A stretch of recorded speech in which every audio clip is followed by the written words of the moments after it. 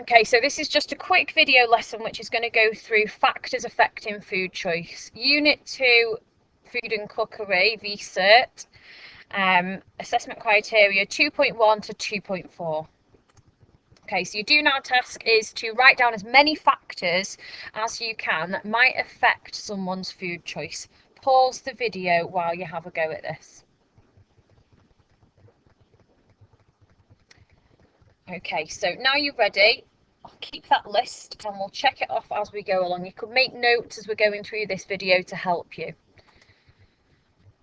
The assessment criteria are describing how social factors affect food choice, describing how environmental factors affect food choice, cost factors and sensory factors. First of all, we'll deal with the social factors, assessment criteria 2.1.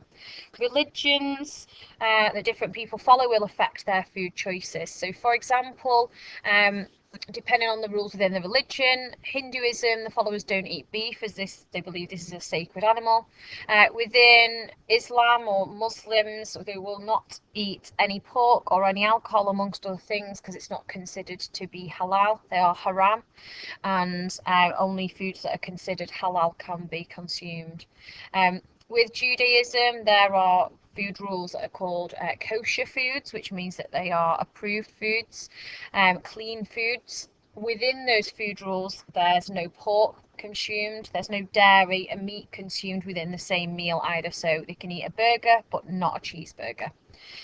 Within Buddhism, if they're strict, there's no meat or animal products consumed, and within strict Catholics, they don't eat meat but they do eat fish on Fridays.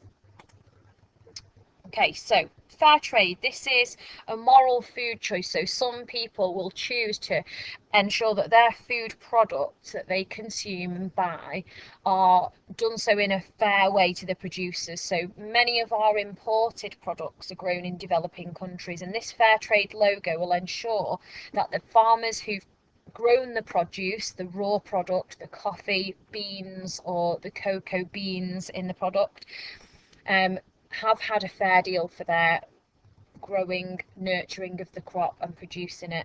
So this means that within those developing countries, those farmers can afford to send their children to school, to pay for their healthcare, to manage their land well and invest in their business growth. So the people are really getting a fair price. It might mean that the UK buyer may pay slightly more, but many people feel strongly enough to pay the extra to ensure that people in other countries are getting a fair deal. Vegetarianism, again, this is a moral or ethical food choice. The different social groups of people within society who maybe disagree with taking an animal's life for food, they think it's morally wrong. A vegetarian will avoid eating animal, fish or flesh, but they will eat eggs and they will eat dairy. Veganism is a more extreme form of social movement which is in place at the moment. It's growing massively. Huge numbers of people are converting to veganism. People who follow veganism disagree with using animals and insects of any kind to produce food for humans. So all animal, seafood, insects and any associated products are avoided by veganism, so they will use plant-based alternatives for all these products. And there is a growing availability of these types of products. So for example, instead of dairy foods, there's lots of coconut-based cheeses now that are vegan. Lots of different plant milks such as oat milk, rice milk that will be used instead of regular milk. Locality, this is a social factor in relation to where a person lives. So the local area that a person lives will affect the type of food that is available to them. So for example, somebody living in a town or city centre will have a very wide choice. There'll be lots of restaurants, lots of takeaways, lots of cafes to eat at. However, the further you go out into the countryside, there may be less available. So the closer you get to the countryside, the less availability of different types of food there might be. However, the other side of the coin is that people in the countryside may be able to buy direct from farmers, and maybe farm shops there with even fresher produce. So that's the flip side of the coin. The mode of transport plays a part within the local area, because depending on where you live, if you drive a car, you've got access to other areas, so you can benefit from that. However, if you only get the bus, obviously this limits to where the bus routes run, or if you cycle, it limits to where you can physically cycle to. Culture. This is depending on either sort of where people have come from in the past, where they've lived previously, or where they were brought up, or where their parents were brought up, but also the local historical culture within that area. So for example, we have some quite interesting food traditions within different local areas within the UK. So people in Scotland would enjoy haggis as their local food culture. People in Lancashire are proud of their Chorley cakes. In Salford we've got the Eccles cakes. In Wales we've got a number of food, but Welsh rarebit being one of them, Barabryth, another tea bread, which is really nice. Cornwall, we've got clotted cream and scones. So different areas have their own different food culture that they are proud of. Environmental factors. Okay, so environmental factors. Food miles. This means about how far the food has travelled from where it was produced or grown to actually getting it onto the plate. So this travel obviously involves fuel. We need to transport the food by plane or by boat, which in turn creates carbon emissions, and also this contributes to global warming, which is obviously bad for the environment, bad for the planet, bad for all of the species that live on the planet. Sometimes foods within the UK have huge food miles. For example, New Zealand apples or New Zealand lamb available in the supermarket as British alternatives. The quality difference does not exist. There's no difference in the quality of those products, simply their country of origin. So it's always better to buy local and seasonal products. Carbon footprint is the amount of carbon used in producing the food product. So this might mean growing the food, using fertilisers or fuel for the farm machinery, transporting the products. Obviously, again, we're burning fuel by using those food miles. Storing the product if it's not seasonal yet. Things like apples were available outside season because we've stored them over lunchtime. The storage involves using energy and fuel to create the refrigerated conditions. Plastic packaging also uses fossil fuels to create them. And also we might be using non-renewables such as foil, which may just get disposed of at the end. So reducing the carbon footprint, people that are conscious of this will buy local fresh food and reduce the packaging on their products. Pesticides are a type of chemical used by commercial food growers which prevents pests such as insects attacking food crops. This obviously is beneficial for farmers who get more food out of a specific area. This is called the yield, but they don't just harm pests, they also harm natural insects that exist in the environment, reducing biodiversity and damaging insect populations. This then affects food chains and food webs because birds and other pollinating insects are in a food web, which can then affect the mammal populations, etc. Fertilisers are another chemical, but this time they're put on the ground to promote the growth of plant crops. They keep productivity and production high by adding nitrogen, potassium, phosphorus and other minerals to the soil, which all of the plants need these to grow. But if there's excess, this runs off into waterways and causes eutrophication. So this is where overgrowth of algae kills the plant and animal life in those rivers and waterways, which is a terrible environmental consequence. Organic produce is the exact opposite. There's no chemicals, pesticides or fertilisers used either in the production of these vegetables or fruits or in animal feed if the meat is organic. Farming is done in natural ways, respecting the harmony of the earth and its resources, and this ensures the diversity of local wildlife populations such as bees, etc.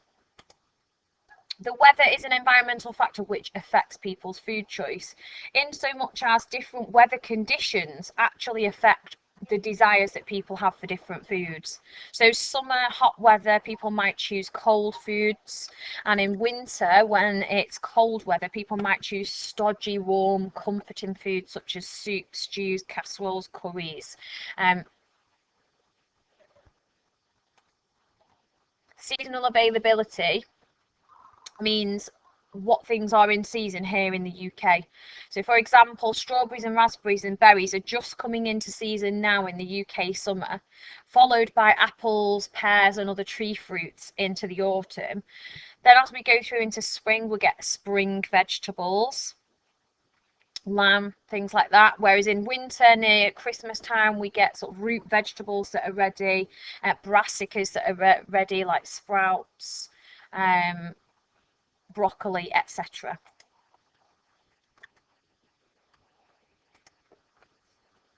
Okay, so cost factors. These influence the food choices that someone's making in many different ways. So for example, quality, different parts of the animal, different cuts of meat are worth different amounts of money. This is to do with where they come from on the animal and how much connective tissue they have in them. So the prime cuts are the most expensive cuts. There's tender cuts with a small amount of connective tissue. These can be cooked quickly as a result, and these are usually the most prized parts. So things like fillet steak, sirloin steak, pork tenderloin, fillet, lamb fillet, chicken breast. These will be the prime cuts, most expensive, but can be cooked quickest. The cheap cuts are cheaper due to the fact that they've got more connective tissue in, and these usually need to be cooked longer and slower. So you might need to stew or braise or slow roast these parts of the animal. So this might include the legs and wings of the chicken, the pork shoulder, the lamb shank, and the beef neck or shin. The reason these have got more connective tissue is because the animal has to use these muscles more in their daily lives, and so as a muscle works harder, it becomes more fibrous. The fibres in the muscles get tougher and stronger, but that obviously means that it's tough for us to eat as well. Different varieties of fruits and vegetables can cost different amounts. So this can be either to do with the fact that they need more looking after than others as they are growing, more care being taken over their husbandry or the growth. Or it can be due to the fact that they're a more prized variety, a more expensive variety to buy and grow. So some examples of this would be different types of apples. So ones that's grown widely in the UK, such as Royal Gala or Cox apples, tend to have a lower price than Pink Lady apples. These are a more modern variety that's really popular, and because they're so popular, they can be charged at a premium. Broccoli with a large crown as opposed to the tender stem skinny broccoli. It's harvested at a younger age, and therefore, because the weight is lower, it's more expensive. We've got baby corn versus something like sweet corn. It takes more care to grow the baby corns, and again, they're harvested really quickly, so they have a more increased price, as again, the farmers would need to grow the corn again to harvest. Different types of fruits, depending on where they come from, would have different prices. So things like mango or other tropical fruits, pineapples, are quite expensive because they have to be imported to the UK. So to get them here, we've got costs of transportation and storage, etc. Oranges are citrus fruits or other Mediterranean fruits. They obviously don't travel as far, but they're still at a price premium in comparison to fruits that we can get in the UK when they're in season. So things like strawberries in June time have quite a low price because we have an abundance of them here within the UK. Brands is something that definitely affects cost. Obviously, brands, we know these brands because they are more expensive. They've got huge advertising budgets, and what they want is to create a sense of brand loyalty. People feel confident when they're buying a brand and they're repeatedly buying a brand because they know the standard of the product that they're expecting, they know what taste they're expecting, and they know they'll get consistency if they choose to buy that brand. Supermarket own brands have become more popular because they can compete on quality now because they have better producers. However, some people, even though the supermarket's own brand is cheaper and can compete with quality, they'd still just trust the brand more and would choose to pay extra to spend the money. The composition of food, depending on the ingredients used, can also affect the price. So, for example, cheaper products are generally made from cheaper ingredients, whereas more expensive products are more expensive to buy because they have higher quality ingredients in. So, an example would be sort of like a pie or a pasty and the type of filling that's included.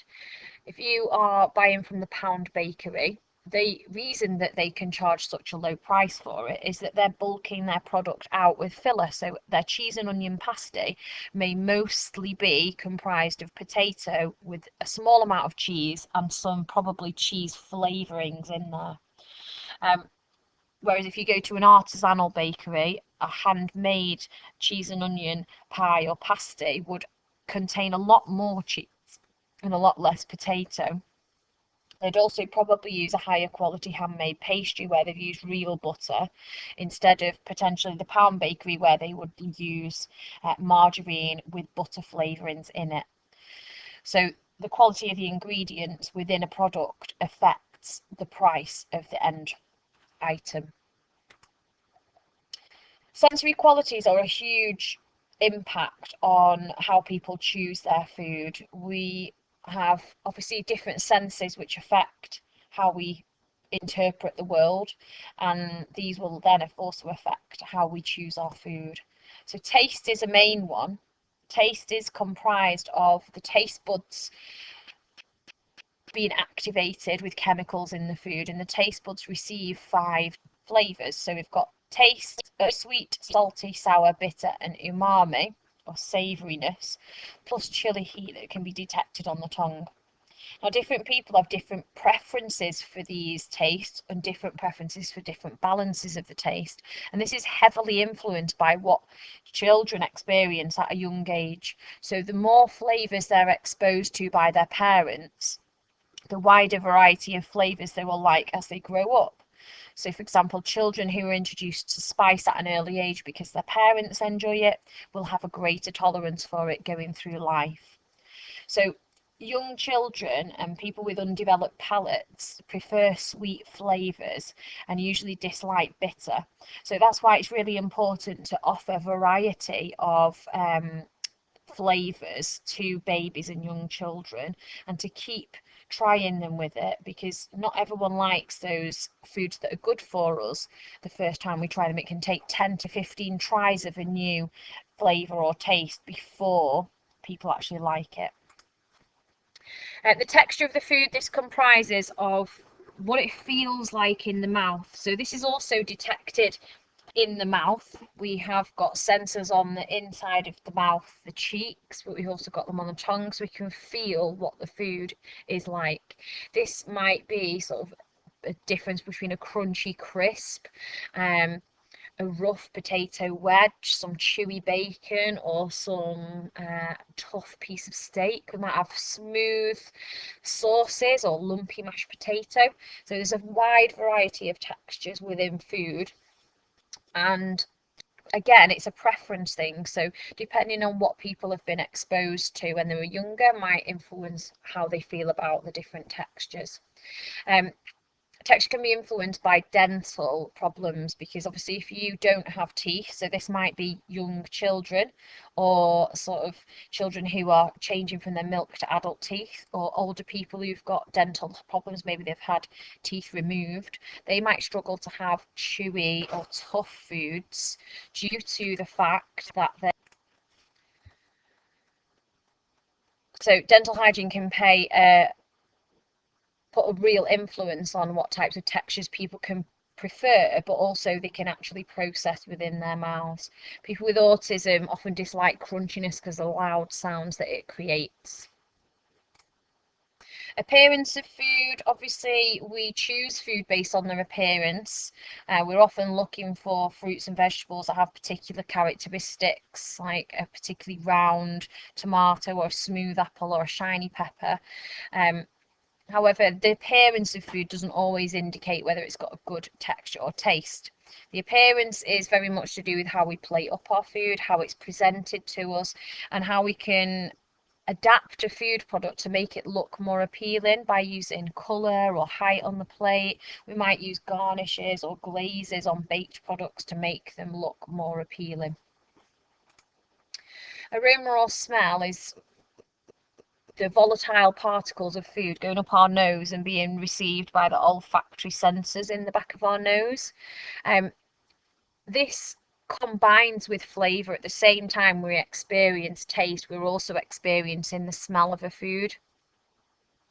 And this is part of the enjoyment of it. If you've ever eaten a food with a blocked nose, you'll notice that your taste sense is dulled because we haven't got it combined with smell. Some foods have stronger smells than others, for example, like blue Stilton cheese or smoky bacon, and sometimes that can actually create anticipation and enjoyment of food if we can smell it before we taste it. It helps our stomach to start releasing stomach acid in preparation for eating just by being able to smell it. So when a roast dinner is cooking and that delicious smell is wafting through the kitchen, that really helps people to sort of enjoy their food. Moisture level within the food is a sensory characteristic related to texture. The moisture level within food indicates whether it's in peak condition or not. So for example, a freshly baked cake should be moist, whereas a freshly baked biscuit should be quite dry and crisp. So if these change moisture levels, that can signify that the quality or freshness of the product is compromised. So you wouldn't want to eat a cake that was all crusty or a sandwich that had become all crusty, because it would indicate that it had been left out for too long and wasn't in peak condition. In the same way, you wouldn't want to eat a biscuit that was sort of starting to go soft, because it would indicate that it was staling a little bit. Okay, so hopefully now you've got an understanding of the 4 types of influences or factors that might affect food choice.